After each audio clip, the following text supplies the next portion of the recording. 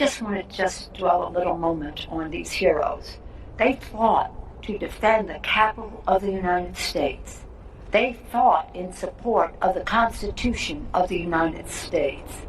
They fought that for Congress of the United States, at a time when an insurrection was incited by the President of the United States. Who could figure that that would ever happen? But we thank you for that. I remember Michael Fanon being attacked unmercifully, getting a heart attack while it happened, or a stroke, whatever, and his family having to live with that. Harry Dunn protected my staff. My office was the target of all of this. Our staff had to go behind closed doors in the dark, under tables, with furniture pushed up to the door because they were banging on the door to get in to hurt them. I'll never forgive them for the trauma they caused, not only my staff, but all the staff on Capitol Hill. These young, idealistic people.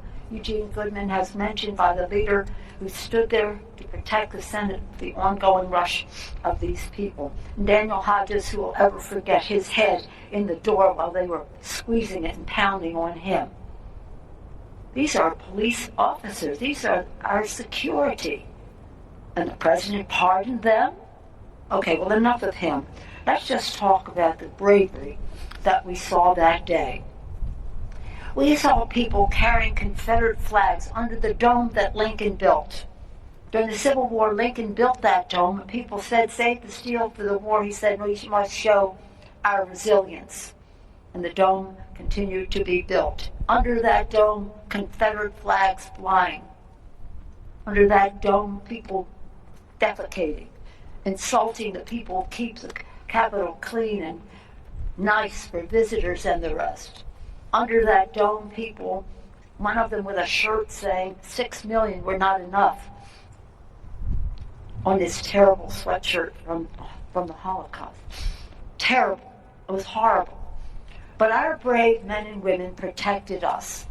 I remember being pulled off the podium. I was presiding because that was what we did. That day was the important day, according to the Constitution, that we would confirm the election of the President of the United States. And they pulled me from there, and I said, I can handle this. I thought they thought we'd have some acting up, which we were used to. And I said, I can handle this. No, you can't. You must leave immediately. My concern was about my own security, because in protecting me, they might have to be hurt themselves, and I was so concerned about that. My grandchildren were there to see a historic day of the transfer of power. My daughter was there with them, and so we were very concerned. When we got to the undisclosed location, undisclosed to whom I don't know, but nonetheless, we could see on TV, and Chuck and I were there, and others were there. We could see on TV what was happening at the Capitol. We could see, in my case, that they were coming after me. I won't use their foul language, with a bullet for my head, and that the Vice President of the United States was their target with a gallows out here. That's what was happening today, but our men and women in uniform did not shirk from their duties as public members of our law enforcement to save our members, to get them out safely. So we're eternally in their debt. We will never forget. And with this plaque, wherever it may remain, where it is now, or a more conspicuous location, when people visit the Capitol, they will always see a tribute to the bravery, to the courage, to the patriotism, to the debt that we owe our law enforcement officers on that terrible day, and what we owe them for the consequences of that terrible day. It was a day where we insisted, even though there were some who said, oh, just have this transfer of power at the undisclosed location. I said, no, the world saw this, and the world is going to see us return to the Capitol,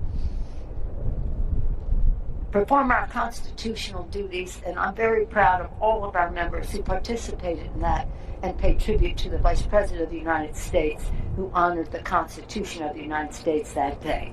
I see, following up on that, I just want to acknowledge Benny Thompson, Zoe Lofgren, Pete Aguilar, Adam Schiff, are members of the January 6th committee, for their bravery in making sure that the narrative on this stays honest and true for our country.